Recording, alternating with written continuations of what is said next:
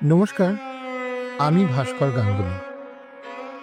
কবিপক্ষের এ পুণ্য প্রভাতে আজকে আমরা নিয়ে এসেছি শ্রী রবীন্দ্রনাথ ঠাকুরের একটি ছোট গল্প, সম্পত্তি সমর্পণ।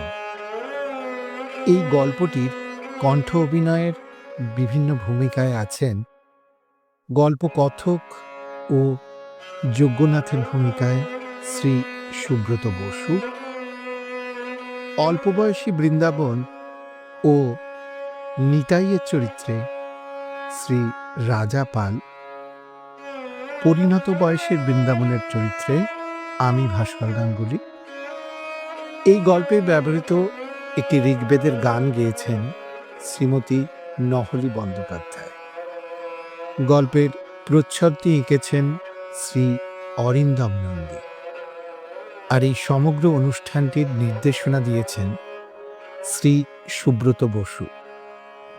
আসুন শুনে নিই আমাদের আজকের নিবেদন শ্রী রবীন্দ্রনাথ ঠাকুর রচিত সম্পত্তি সমর্পণ।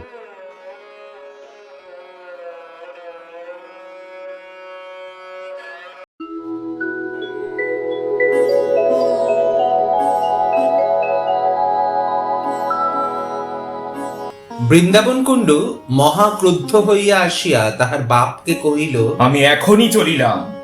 বাপ যজ্ঞনাথ কুণ্ডু কহিলেন, বেটা অকৃতজ্ঞ, ছেলেবেলা হইতে তোকে খাওয়াইতে পড়াইতে যে ব্যয় হইয়াছে তাহা পরিশোধ করিবার নাম নাই, আবার তেজ দেখো না। যজ্ঞনাথের ঘরে যেরূপ অসন বসনের প্রথা, তাহাতে খুব যে বেশি ব্যয় হইয়াছে তাহা নয়। প্রাচীনকালের ঋষিরা আহার ও পরিচ্ছদ সম্বন্ধে অসম্ভব অল্প খরচে জীবন নির্বাহ করিতেন। যজ্ঞনাথের ব্যবহারে প্রকাশ পাইত বেশভূষা আহার বিহারে তাহারও সেইরূপ অত্যুচ্চ আদর্শ ছিল। সম্পূর্ণ সিদ্ধিলাভ করিতে পারেন নাই, সে কতকটা আধুনিক সমাজের দোষে এবং কতকটা শরীর রক্ষা সম্বন্ধে প্রকৃতির কতকগুলি অন্যায় নিয়মের অনুরোধে। ছেলে যতদিন অবিবাহিত ছিল সহিয়াছিল, কিন্তু বিবাহের পর হইতে খাওয়া পড়া সম্বন্ধে বাপের অত্যন্ত বিশুদ্ধ আদর্শের সহিত ছেলের আদর্শের অনৈক্য হইতে লাগিল। দেখা গেল ছেলের আদর্শ ক্রমশই আধ্যাত্মিকের চেয়ে বেশি আধিভৌতিকের দিকে যাইতেছে। শীত গ্রীষ্ম ক্ষুধা তৃষ্ণা কাতর পার্থিব সমাজের অনুকরণে কাপড়ের বহর এবং আহারের পরিমাণ উত্তরোত্তর বাড়িয়া উঠিতেছে। এ সম্বন্ধে পিতা পুত্র প্রায় বচসা হইতে লাগিল। অবশেষে বৃন্দাবনের স্ত্রীর গুরুতর পীড়াকালে কবিরাজ বহু ব্যয়সাধ্য এক ঔষধের ব্যবস্থা করাতে যজ্ঞনাথ তাহাতেই কবিরাজের অনভিজ্ঞতার পরিচয় পাইয়া তৎক্ষণাৎ তাহাকে বিদায় করিয়া দিলেন। বৃন্দাবন প্রথমে পায়ে হাতে ধরিল, তারপরে রাগারাগি করিল, কিন্তু কোনো ফল হইল না। পত্নীর মৃত্যু হইলে বাপকে স্ত্রী হত্যাকারী বলিয়া গালি দিল। বাপ বলিলেন, কেন, ঔষধ খাইয়া কেহ মরে না? দামি ঔষধ খাইলেই যদি বাঁচিত, তবে রাজা বাদশারা মরে কোন দুঃখে? যেমন করিয়া তোর মা মরিয়াছে, তোর দিদিমা মরিয়াছে, তোর স্ত্রী তাহার চেয়ে কি বেশি ধুম করিয়া মরিবে? বাস্তবিক যদি শোকে অন্ধ না হইয়া বৃন্দাবন স্থির চিত্তে বিবেচনা করিয়া দেখিত, তাহা হইলে এ কথায় অনেকটা সান্ত্বনা পাইত। তাহার মা দিদিমা কেহই মরিবার সময় ঔষধ খান নাই। এবাড়ির এইরূপ সনাতন প্রথা, কিন্তু আধুনিক লোকেরা প্রাচীন নিয়মে মরিতেও যায় না। যে সময়ের কথা বলিতেছি, তখন এদেশে ইংরাজের নূতন সমাগম হইয়াছে, কিন্তু সে সময়ও তখনকার সেকালের লোক তখনকার একালের লোকের ব্যবহার দেখিয়া হতবুদ্ধি হইয়া অধিক করিয়া তামাক টানিত। যাহা হোক, তখনকার নব্য বৃন্দাবন তখনকার প্রাচীন যজ্ঞনাথের সহিত বিবাদ করিয়া কহিল, আমি চলিলাম। বাপ তাহাকে তৎক্ষণাৎ যাইতে অনুমতি করিয়া সর্বসমে কহিলেন, বৃন্দাবনকে যদি তিনি কখনো 1 পয়সা দেন, তবে তাহা গো-রক্তপথের সহিত গণ্য হইবে। বৃন্দাবন ও সর্বসমক্ষে যজ্ঞনাথের ধনগ্রহণ মাতৃরক্তপাতের তুল্য পাতক বলিয়া স্বীকার করিল। ইহার পর পিতা পুত্রে ছাড়াছাড়ি হইয়া গেল।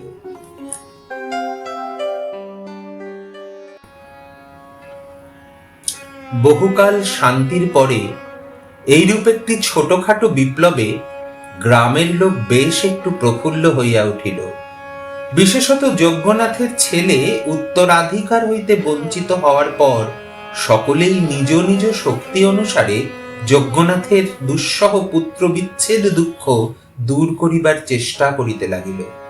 সকলেই বলিল, সামান্য একটা বউয়ের জন্য বাপের সহিত বিবাদ করা কেবল একালেই সম্ভব। বিশেষত তাহারা একটা যুক্তি দেখাইল, বলিল, একটা বউ গেলে অনতিবিলম্বে আর একটা বউ সংগ্রহ করা যায়, কিন্তু বাপ গেলে দ্বিতীয় বাপ মাথা খুঁড়িলেও পাওয়া যায় না। যুক্তি খুব পাকা, সন্দেহ নাই, কিন্তু আমার বিশ্বাস বৃন্দাবনের মতো ছেলে এ যুক্তি শুনিলে অনুতপ্ত না হইয়া বরং কথঞ্চিত আশ্বস্ত হইত। বৃন্দাবনের বিদায়কালে তাহার পিতা যে অধিক মনকষ্ট পাইয়াছিলেন তাহা বোধ হয় না। বৃন্দাবন যাওয়াতে এক তো ব্যয় সংক্ষেপ হইল, তাহার উপর যজ্ঞনাথের একটা মহা ভয় দূর হইল। বৃন্দাবন কখন তাহাকে বিষ খাওয়াইয়া মারে এই আশঙ্কা তাহার সর্বদাই ছিল। যে অত্যল্প আহার ছিল তাহার সহিত বিষের কল্পনা সর্বদাই লিপ্ত হইয়া থাকিত। বধূর মৃত্যুর পর এই আশঙ্কা কিঞ্চিত কমিয়াছিল এবং পুত্রের বিদায়ের পর অনেকটা নিশ্চিন্ত বোধ হইল। কেবল একটা বেদনা মনে বাজিয়াছিল। যজ্ঞনাথের 4 বৎসর বয়স্ক নাতি গোকুলচন্দ্রকে বৃন্দাবন সঙ্গে লইয়া গিয়াছিল। গোকুলের খাওয়া পড়ার খরচ অপেক্ষাকৃত কম, সুতরাং তাহার প্রতি যজ্ঞনাথের স্নেহ অনেকটা নিষ্কণ্টক ছিল। তথাপি বৃন্দাবন যখন তাহাকে নিতান্তই লইয়া গেল, তখন অকৃত্রিম শোকের মধ্যেও যজ্ঞনাথের মনে মুহূর্তের জন্য একটা জমা খরচের হিসাব উদয় হইয়াছিল। উভয়ে চলিয়া গেলে মাসে কতটা খরচ কমে এবং বৎসরে কতটা দাঁড়ায়, এবং যে টাকাটা সাশ্রয় হয় তাহা কত টাকার সুদ। কিন্তু তবু শূন্য গৃহে গোকুলচন্দ্রের উপদ্রব না থাকাতে গৃহে বাস করা কঠিন হইয়া উঠিল। আজকাল যজ্ঞনাথের এমনই মুশকিল হইয়াছে। পূজার সময় কেহ ব্যাঘাত করে না, খাওয়ার সময় কেহ কাড়িয়া খায় না, হিসাব লিখিবার সময় দোয়াত লইয়া পালায় এমন উপযুক্ত লোক কেহ নাই। নিরুপদ্রবে স্নানাহার সম্পন্ন করিয়া তাহার চিত্ত ব্যাকুল হইয়া উঠিতে লাগিল। মনে হইল যেন মৃত্যুর পরেই লোকে এইরূপ উৎপাতহীন শূন্যতা লাভ করে। বিশেষত বিছানার কাঁথায় তাহার নাতির কৃত ছিদ্র এবং বসিবার মাদুরে উক্ত শিল্পী অঙ্কিত মসি চিহ্ন দেখিয়া তাহার হৃদয় আরো অশান্ত হইয়া উঠিত। সেই অমিতাচারী বালকটি 2 বৎসরের মধ্যেই পরিবার ধুতি সম্পূর্ণ অব্যবহার্য করিয়া তুলিয়াছিল বলিয়া পিতামহের নিকট বিস্তর তিরস্কার সহ্য করিয়াছিল। এক্ষণে তাহার শয়ন গৃহে সেই শতগ্রন্থি বিশিষ্ট মলিন পরিত্যক্ত চিরখণ্ড দেখিয়া তাহার চক্ষু ছলচ্ছল করিয়া আসিল। সেটি পলিতা প্রস্তুতকরণ কিংবা অন্য কোনো গার্হস্থ্য ব্যবহারে না লাগাইয়া যত্নপূর্বক সিন্ধুকে তুলিয়া রাখিলেন এবং মনে মনে প্রতিজ্ঞা করিলেন, যদি গোকুল ফিরিয়া আসে এবং এমনকি বৎসরে একখানি করিয়া ধুতিও নষ্ট করে, তথাপি তাহাকে তিরস্কার করিবেন না। কিন্তু গোকুল ফিরিল না এবং যজ্ঞনাথের বয়স যেন পূর্বাপেক্ষা অনেক শীঘ্র শীঘ্র বাড়িয়া উঠিল এবং শূন্য গৃহ প্রতিদিন শূন্যতর হইতে লাগিল। যজ্ঞনাথ আর ঘরে স্থির থাকিতে পারেন না। এমনকি মধ্যাহ্নে যখন সকল সম্ভ্রান্ত লোকই আহারান্তে নিদ্রাসুখ লাভ করে যজ্ঞনাথ হুঁকা হস্তে পাড়ায় পাড়ায় ভ্রমণ করিয়া বেড়ান। তাহারই নীরব মধ্যাহ্ন ভ্রমণের সময় পথের ছেলেরা খেলা পরিত্যাগ পূর্বক নিরাপদ স্থানে পলায়ন করিয়া তাহার মিতব্যয়িতা সম্বন্ধে স্থানীয় কবি রচিত বিবিধ ছন্দবদ্ধ রচনা শ্রুতিগম্য উচ্চৈশ্বরে আবৃত্তি করিত। পাছে আহারের ব্যাঘাত ঘটে বলিয়া তাহার পিতৃদত্ত নাম উচ্চারণ করিতে কেহ সাহস করিত না। এই জন্য সকলেই স্বেচ্ছামতে তাহার নূতন নামকরণ করিত। বুড়োরা তাহাকে যজ্ঞনাশ বলিতেন, কিন্তু ছেলেরা কেন যে তাহাকে চামচিকে বলিয়া ডাকিত তাহার স্পষ্ট কারণ পাওয়া যায় না।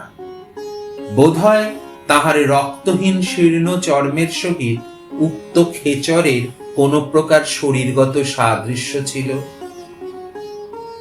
একদিন এইরূপে আম্রতরূপ ছায়া শীতল গ্রামের পথে যজ্ঞনাথ মধ্যাহ্নে বেড়াইতেছিলেন। দেখিলেন একজন অপরিচিত বালক গ্রামের ছেলেদের সর্দার হইয়া উঠিয়া এক সম্পূর্ণ নূতন উপদ্রবের পন্থা নির্দেশ করিতেছে। অন্যান্য বালকেরা তাহার চরিত্রের বল এবং কল্পনার নূতনত্বে অভিভূত হইয়া কায়মনে তাহার বশ মানিয়াছে। অন্য বালকেরা বৃদ্ধকে দেখিয়া যেরূপ খেলায় ভঙ্গ দিত, এ তাহা না করিয়া চট করিয়া আসিয়া যজ্ঞনাথের গায়ের কাছে চাদর ঝাড়া দিল এবং একটা বন্ধনমুক্ত গিরগিটি চাদর হইতে লাফাইয়া পড়িয়া তাহার গা বাহিয়া অরণ্যাভিমুখে পলায়ন করিল। আকস্মিক ত্রাসে বৃদ্ধের সর্বশরীর কণ্টকিত হইয়া উঠিল। ছেলেদের মধ্যে ভারী একটা আনন্দের কলরব পড়িয়া গেল। আর কিছু দূর যাইতে না যাইতে যজ্ঞনাথের স্কন্ধ হইতে হঠাৎ তাহার গামছা অদৃশ্য হইয়া অপরিচিত বালকটির মাথায় পাগড়ির আকার ধারণ করিল। এই অজ্ঞাত মানবকের নিকট হইতে এই প্রকার নূতন প্রণালীর শিষ্টাচার প্রাপ্ত হইয়া যজ্ঞনাথ ভারী সন্তুষ্ট হইলেন। কোন বালকের নিকট হইতে এরূপ অসংকোচ আত্মীয়তা তিনি বহুদিন পান নাই।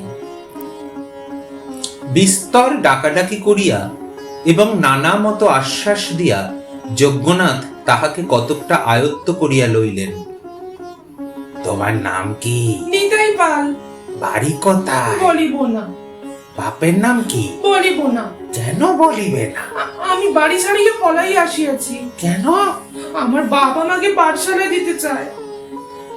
এরূপ ছেলেকে পাঠশালায় দেওয়া যে একটা নিষ্ফল অপব্যয় এবং বাপের বিষয় বুদ্ধিহীনতার পরিচয়, তাহা তৎক্ষণাৎ যজ্ঞনাথের মনে উদয় হইল। যজ্ঞনাথ বলিলেন, আমার বাড়ি আসিয়া থাকিবে? বালকটি কোনো আপত্তি না করিয়া এমনই নিঃসংকোচে সেখানে আশ্রয় গ্রহণ করিল, যেন সে একটা পথ প্রান্তবর্তী তরুতল। কেবল তাহাই নয়, খাওয়া পড়া সম্বন্ধে এমনই অম্লান বদনে নিজের অভিপ্রায় মতো আদেশ প্রচার করিতে লাগিল, যেন পূর্বাহ্নেই তাহার পুরা দাম চুকাইয়া দিয়াছে, এবং ইহা লইয়া মাঝে মাঝে গৃহস্বামীর সহিত রীতিমতো ঝগড়া করিত। নিজের ছেলেকে পরাস্ত করা সহজ, কিন্তু পরের ছেলের কাছে যজ্ঞনাথকে হার মানিতে হইল।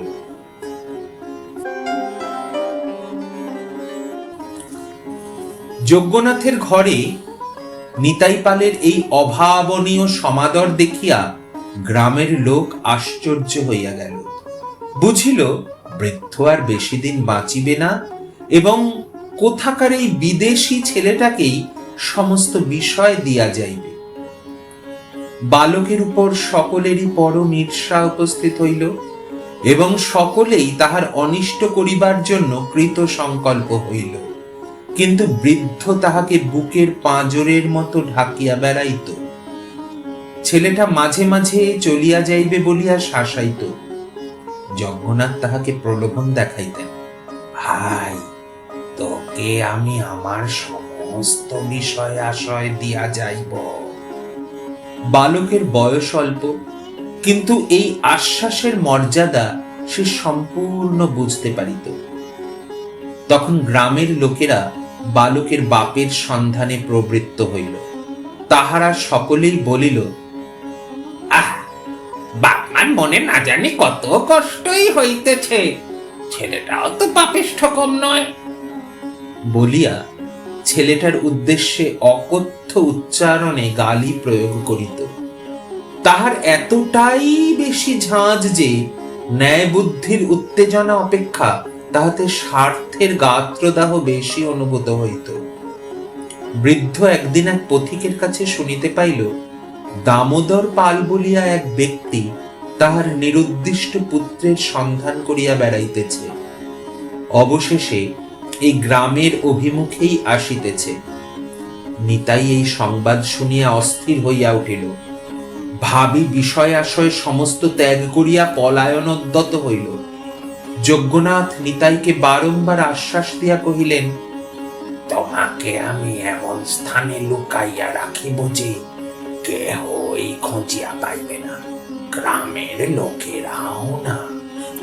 কোথায় দেখাইয়া দাও না। এখন দেখাইতে গেলে প্রকাশ হইয়া পড়িবে, রাত্রে দেখাইব। নিতাই এই নূতন রহস্য আবিষ্কারের আশ্বাসে উৎফুল্ল হইয়া উঠিল। বাপ অকৃতকার্য হইয়া চলিয়া গেলেই বালকদের সঙ্গে বাজি রাখিয়া একটা লুকোচুরি খেলিতে হইবে, এইরূপ মনে মনে সংকল্প করিল। কেহ খুঁজিয়া পাইবে না, ভারী মজা। বাপ আসিয়া সমস্ত দেশ খুঁজিয়া কোথাও তাহার সন্ধান পাইবে না, সেও খুব কৌতুক।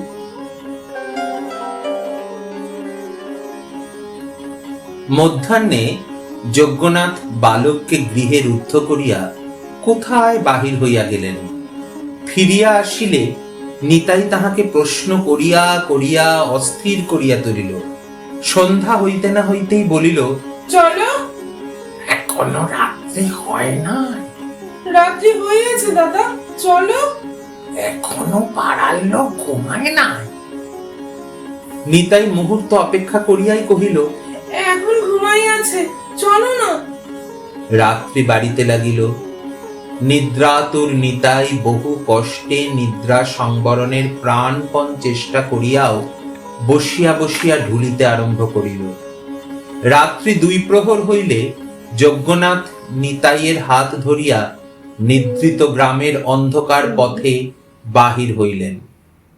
আর কোনো শব্দ নাই, কেবল থাকিয়া থাকিয়া কুকুর ঘেউ ঘেউ করিয়া ডাকিয়া উঠিল, এবং সেই শব্দে নিকটে এবং দূরে যতগুলা কুকুর ছিল সকলে তারস্বরে যোগ দিল।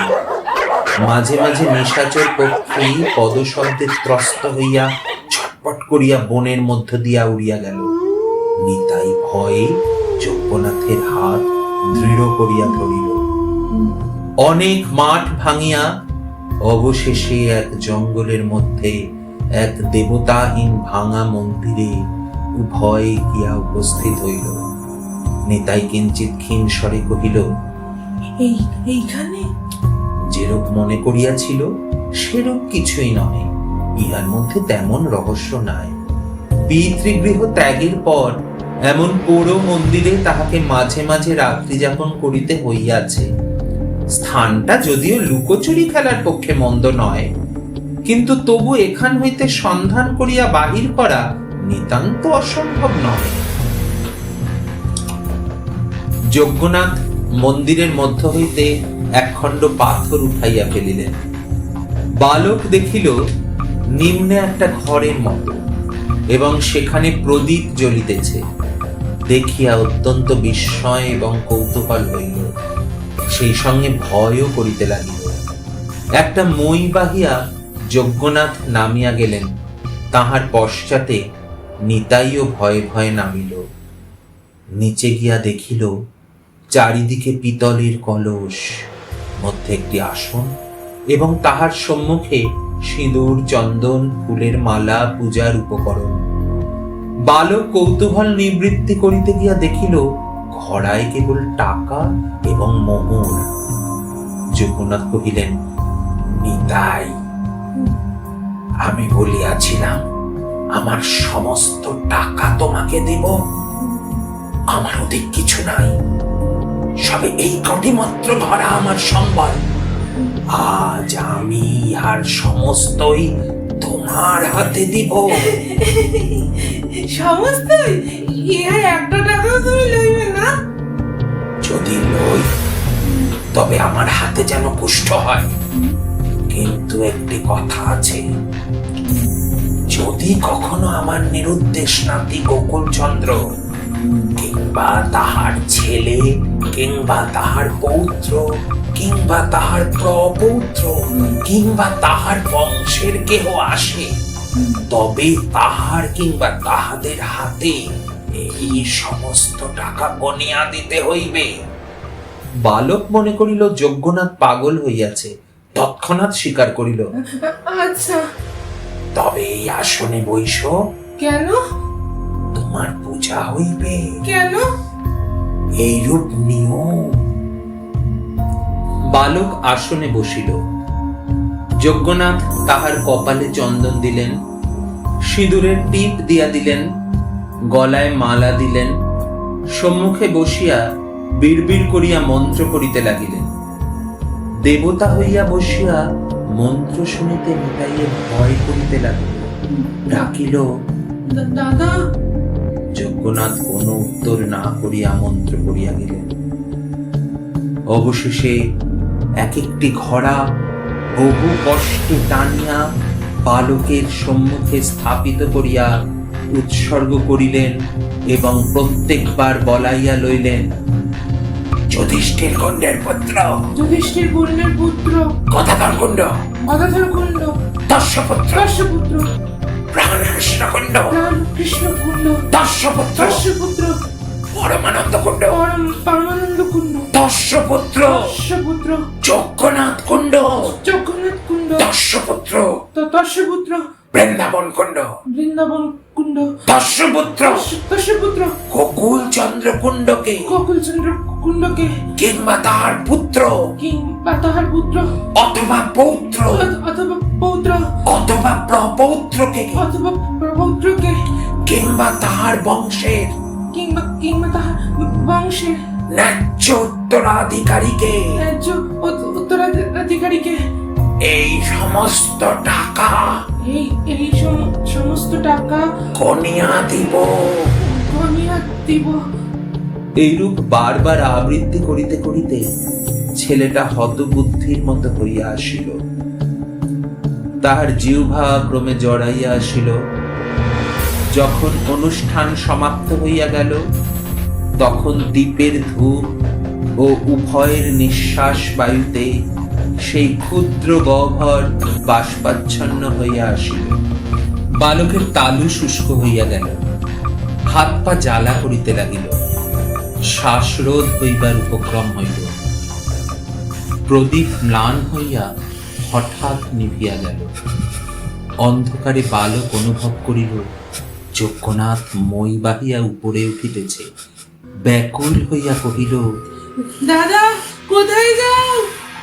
যজ্ঞনাথ কহিলেন, আমি চলিলাম, তুই এখানে থাক, তোকে আর কেহই খুঁজিয়া পাইবে না।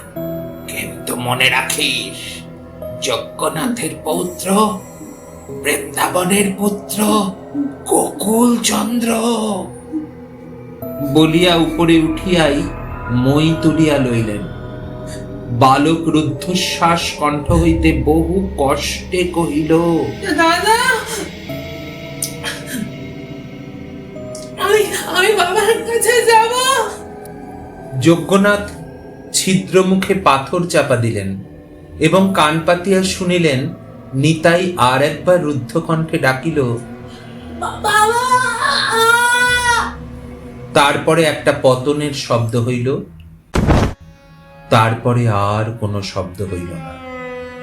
যজ্ঞনাথ এই রূপে যক্ষের হস্তে ধন সমর্পণ করিয়া সেই প্রস্তর খণ্ডের উপর মাটি চাপা দিতে লাগিলেন।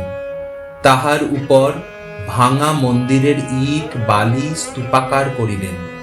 তাহার উপর ঘাসের চাপড়া বসাইলেন, বনের গুল্ম রোপণ করিলেন।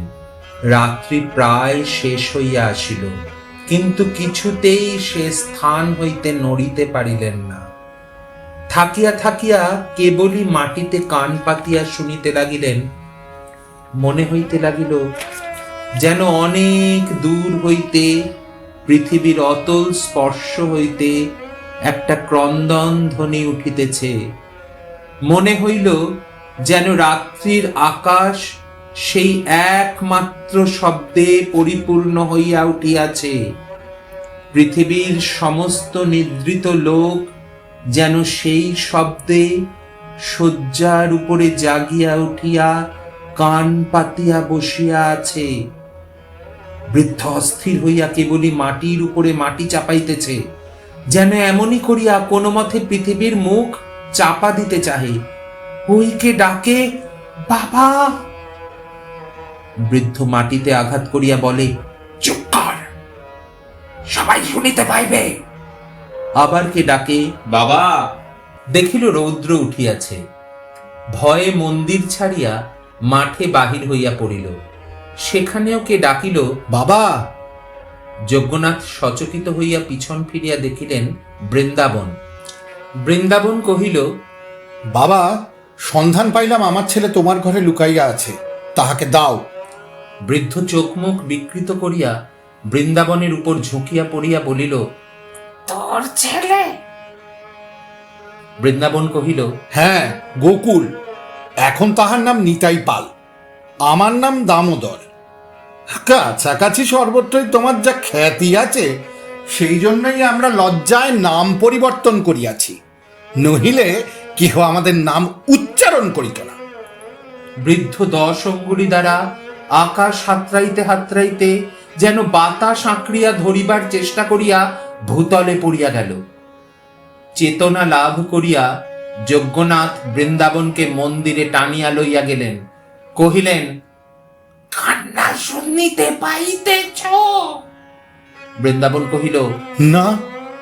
কান পাতিয়া শোনো দেখি, বাবা বলিয়া কেহ ডাকিতেছে। বৃন্দাবন কহিল, না।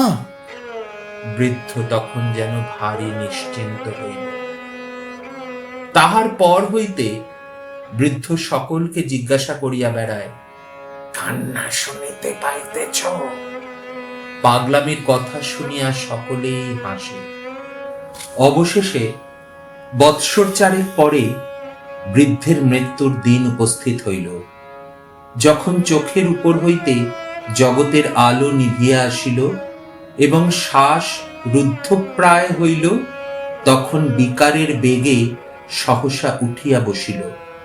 একবার 2 হস্তে চারিদিক হাতড়াইয়া মুমূর্ষ কহিল, মিঠাই, আমার মইটা কে উঠিয়ে নিলে? সেই বায়ুহীন আলোকহীন মহাগহ্বর হইতে উঠিবার মই খুঁজিয়া না পাইয়া আবার সে ধূপ করিয়া বিছানায় পড়িয়া গেল। সংসারের লুকোচুরি খেলায় যেখানে কাহাকেও খুঁজিয়া পাওয়া যায় না, সেইখানে অন্তর্হিত হইল।